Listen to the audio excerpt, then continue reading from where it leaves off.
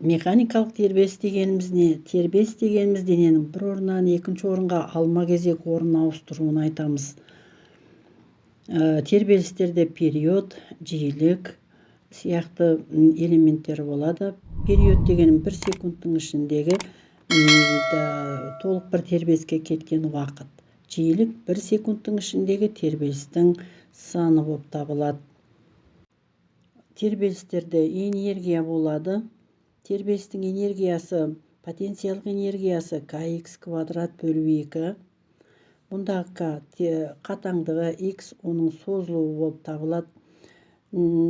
Серіппені созылып тұрған серіппені жібере салсақ, онда ол қатты серпіледі, немесе кинетикалық энергиясы пайда болады. mv квадрат бөлу 2-ке тең болады. Тербелістерде теңдеу болады. Тербелістің теңдеуі x тең x максимал, синус немесе косинус омега t плюс фи нолевой. Мұндағы x максимал, оның амплитудасы, омега меншікті жиілік және фи нолевой бастапқы фазасы болып есептеледі.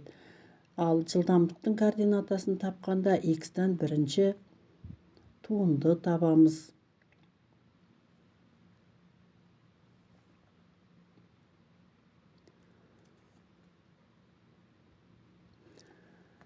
Тербелісте екі жүйеді қарастырамыз. Тербелістерді бірінші маятниктің тербеліс жиілігі нью тең болады 1 бөлінген т болғандықтан нью тең болады 1 бөлінген 2 пи түбірасында L бөлінген Ж болады. Тербелістің периоды үлкен т тең 2 пи түбірасында L бөлу Ж.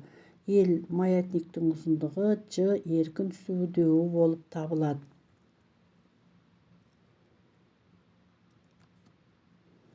Осы тербелістердің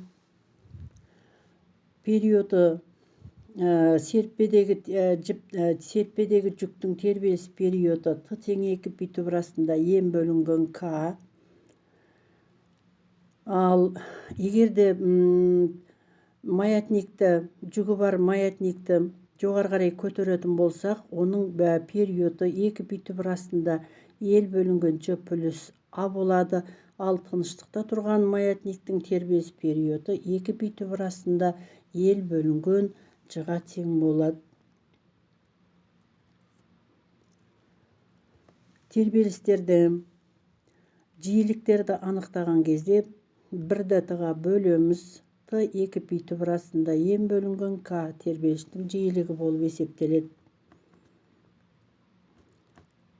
Омега тербелістің меншікті жиілігі омега тең болады түбірасында К бөлінген М, бұл серіппенің меншікті жиілігі, омега тең болады L бөлінген Ж, бұл математикалық маятниктің меншікті тербеліс жиілігі болып есептеледі. Осы формулаларды қолданып есеп шығарған кезде белгісіз шамаларды тауып үйрену керек. Электромагниттік толқындардың электромагниттік толқындар деген электр тербелісінің кеңістікте таралуы. Осы электр тербелісінің периоды Томсон формуласы бойынша 2 пи түбірасында L с-ға тең болады. Мұндағы L катушканың индуктивтілігі, с конденсатордың сыйымдылығы болып табылады. Ал егер осы тербелмелі контурдағы электр тербелісінің жиілігін анықтау керек болса, 1-ді үлкен т-ға бөлеміз. Немесе нью тең болады 1 бөлінген 2 пи түбірасында L с. Егерде осының ішіндегі L катушканың индуктивтілігін анықтау керек болатын болса, L түбірдің астында тұрғандықтан екі жағын квадраттаймыз. Сонда нью квадрат тең болады 1 бөлінген 4 пи квадрат L с болады. L-ді өрнектеп анықтайтын боламыз. Механикалық толқындар дегеніміз механикалық тербелістердің кеңістікте таралуы болып табылады. Механикалық толқындардың таралу жылдамдығы V тең болады лямбда көбейтілген нью, немесе V тең болады лямбда бөлінген Т болады. Т мұндағы тербелістің периоды. кішкентай т-ны n-ге бөлеміз. n тербелістің саны. В тең болады лямбда бөлу т формуласы бойынша лямбданы анықтағанда в-ны үлкен т-ға бөлеміз.